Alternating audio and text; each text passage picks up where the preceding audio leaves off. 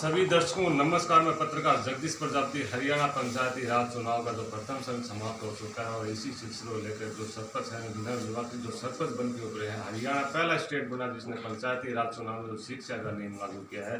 जो पढ़े लिखे नौजवान युवा साथी सरपंच का चुनाव लड़े हैं या बुजुर्ग आदमी जो सरपंच का चुनाव लड़े हैं, तो आज हमारे साथ जो सरपंच प्रत्याशी बैठे हैं उनसे मैं चर्चा करूँ। सर, आप निर्वाचन से आप सरपंच का चुनाव लड़े हैं और सन 1983 से मैट्रिक पास हैं और काफ़ी पंचायत का आपको अहम है, तो जो पंचायत की जनता ने आपको मान सम्मान दिया है, गांव का सरपंच चुना, तो आगे तो ग्राम पंचायत की जनता। सभी दर्शकों को नमस्कार। मैं पत्रकार जगदीश प्रजापति। हरियाणा पंचायती राज चुनाव का जो प्रथम चरण समाप्त हो चुका है और इसी सिलसिले को लेकर जो सरपंच है विधान विभाग के जो सरपंच बन के उभरे हैं, हरियाणा पहला स्टेट बना जिसने पंचायती राज चुनाव में जो शिक्षा का नियम लागू किया है।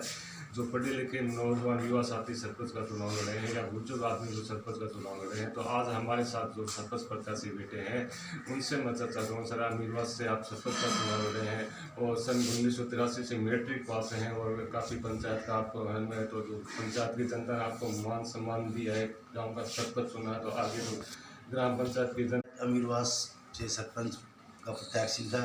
गाँव वालों ने बहुत बड़ा सहयोग दिया, 164 वोटों से विजयी बनाया। मैं गांव की तरफ से बहुत बहुत धन्यवाद करता हूं पूरे गांव का। उसके बाद गांव में जो भी कार्य गली का काम है, जो और हमारा ट्यूबवेल चलता है उसका है, और जितने भी कार्य होंगे मैं उनको जल्दी से जल्दी तैयार करवाऊंगा। सर, मैं आज बात करूँ आपके गांव के विकास की, जैसे चिकित्सा है, शिक्षा है, तो वर्तमान में कैसी व्यवस्था है और आगे क्षेत्र में कैसा सुधार रखें? देखो, वर्तमान में इतनी ज़्यादा नहीं थी, शिक्षा की भी नहीं थी और कोई इतनी ज़्यादा नीति भी नहीं थी, वही स्टेडियम भी नहीं है हमारे गांव में, उसके लिए भी मैं प्रयास करूँगा। सर, जो युवा वोटर हैं पंचायती राज चुनाव में उनका सर्वश्रेष्ठ बड़ा योगदान रहता है, तो आप फिर स्टेडियम के निर्माण की बात कर रहे हैं, लेकिन जो युवा चाहते हैं कि जो खेल के क्षेत्र में अगर हम आगे बढ़ें तो एक पंचायत का जो सरपंच प्रतिनिधि है वो खेल स्टेडियम निर्माण के साथ अन्य क्या क्या सुविधा दे सकता है, तो युवा आपसे क्या उम्मीद रखें? नहीं, खेल स्टेडियम बनवाएंगे, उसके अंदर जितने भी खेल के हैं, कबड्डी का है, वॉलीबॉल का है, क्रिकेट का है, वेट लिफ्टिंग वगैरह युवा हो सकते। अच्छा सर, पंचायत में किसान लोग रहते हैं, आप भी किसान परिवार से हैं, और जो किसानों की क्या क्या समस्या होते हैं, तो किसान ये चाहते हैं हमारा पंचायत का जनप्रतिनिधि बनके ऐसा हो जाएगी कि किसानों की कोई भी समस्या हो तो उनकी कम से कम उनकी मांग उठाता रहे, तो किसान आपसे क्या अपेक्षा रखें?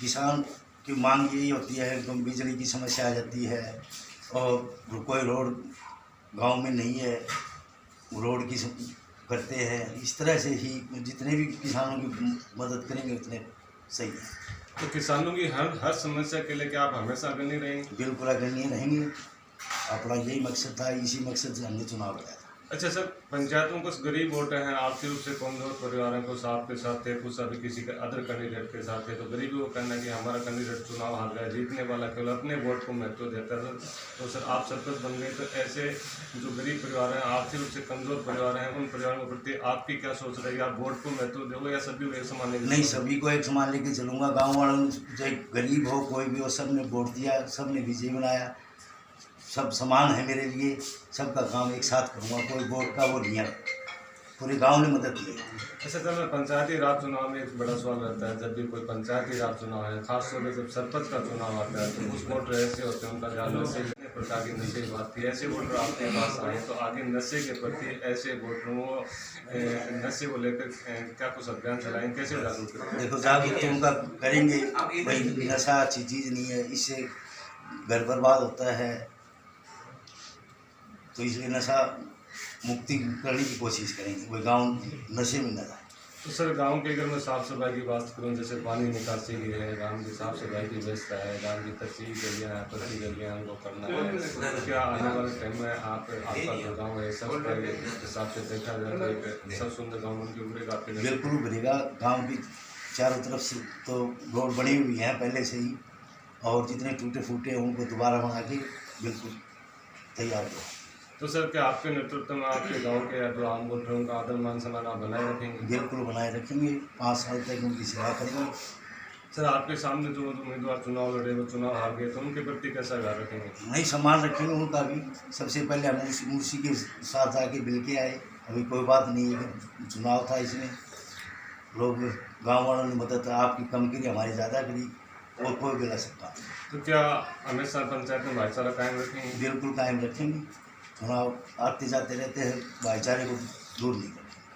आपका चुनाव लड़ना है, चौधरी का चुनाव है या गांव के विकास की उनकी? नहीं, गांव के विकास के लिए चौधरी का कोई वो नहीं था।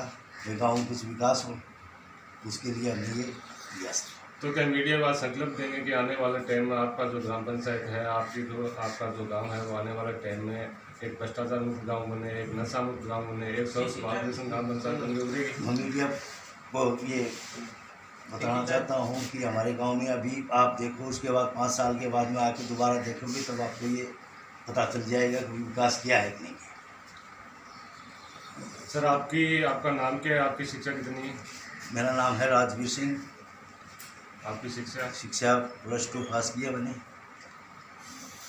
राजवीर सिंह जो सरपंच बने हैं, +2 पास है, 1983 में इन्होंने +2 पास की है, जो विचारधारा बताई है। इनका कहना है कि का चुनाव नहीं था, बल्कि मैं चुनाव जो मैं गाँव की विकास उन्नति के लिए मैं सरपंच का चुनाव लड़ा। गाँव की जनता ने मुझे जो मान सम्मान दिया, मैं उनको विश्वास दिलाता हूँ कि आने वाले टाइम में हमारा जो गाँव है वो इस जिले का एक नंबर 1 का गांव का दर्जा मिले, ऐसी मैं उन्नति करता हूं। और अच्छे इस गांव में हमेशा भाईचारे कायम रखना मेरी प्रथम प्रयास रहेंगे। मैं पत्रकार जगदीश प्रजापति, कैमरामैन प्रहलाद वाले साथ जुड़ाएंगे।